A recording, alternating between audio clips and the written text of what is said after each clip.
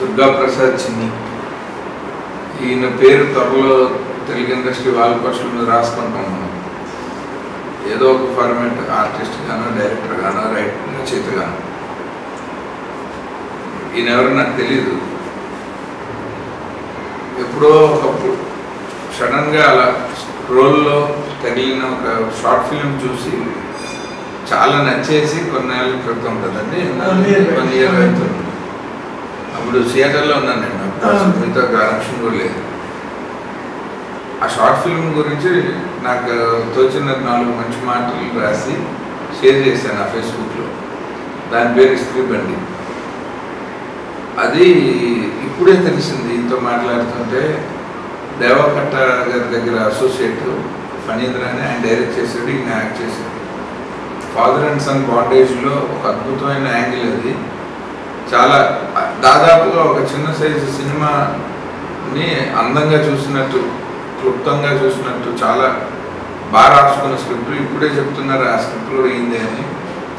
మాటలు చాలా పొదునుగా, తూకం వేసినట్టు స్ట్రైట్గా రాసుకోవటం అన్నది ఒక మంచి ప్రొఫెషనల్ రచయిత లక్షణం.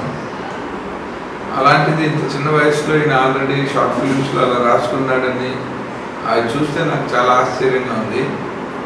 ఈ టాలెంట్ ఖచ్చితంగా టాలీవుడ్లో ఉండదగిన టాలెంట్. ఈయన ఎదురు పక్కన ఉన్నాడని చెప్పట్లేదు. ఇది చూసిన తర్వాత అసలు ఇంకా ఆశ్చర్యపోయాను. ఎందుకంటే యూజువల్గా వెళ్తున్న పద్ధతిలో వెళ్తూ దాన్ని ట్విస్ట్ చేయటం అన్నది ఇంకో ప్రొఫెషనల్ స్క్రీన్ ప్లే లక్షణం. అది అసలు ఎంత అందంగా ఈయన ఈ షార్ట్ ఫిల్మ్లో చేశానంటే నాకు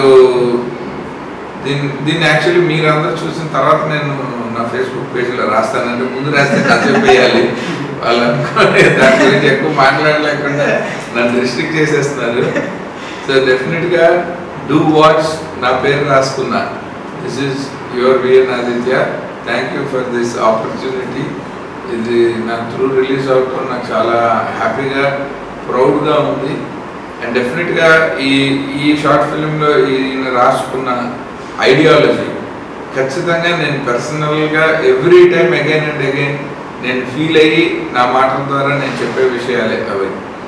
కానీ వాటిని అందంగా ఒక కథలో రాసుకుని అందరూ ఐడెంటిఫై అయ్యేలాంటి ఒక క్యారెక్టర్ని క్రియేట్ చేసుకుని ఆ క్యారెక్టర్ ఈయనే ప్లే చేసి సొంతంగా దర్శకత్వం చేసుకుని తన ఫ్రెండ్స్ సాఫ్ట్వేర్ మిత్రుల్ని బెదిరించో, భయపెట్టో, బతిమాలో డబ్బులు సమకూర్చుకుని మొత్తం మీద ఒక మంచి కెమెరా ఎఫెక్ట్. అండ్ లైక్ నాకు వీళ్ళు షార్ట్ ఫిల్మ్స్లో నచ్చేది ఏంటంటే మేకింగ్ బాగా ఉండేటట్టు చూసుకోవటం.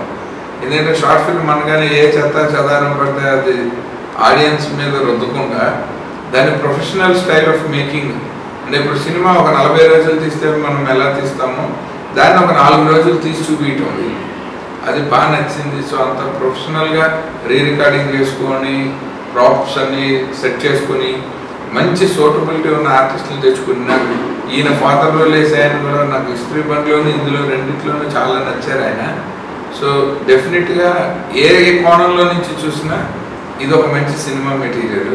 సో షార్ట్ ఫిల్మ్ నుంచి ఫీచర్ ఫిల్మ్కి ఎదగాలని మనస్ఫూర్తిగా నేను విష్ చేస్తున్నాను. ఆల్ ది బెస్ట్ అండి.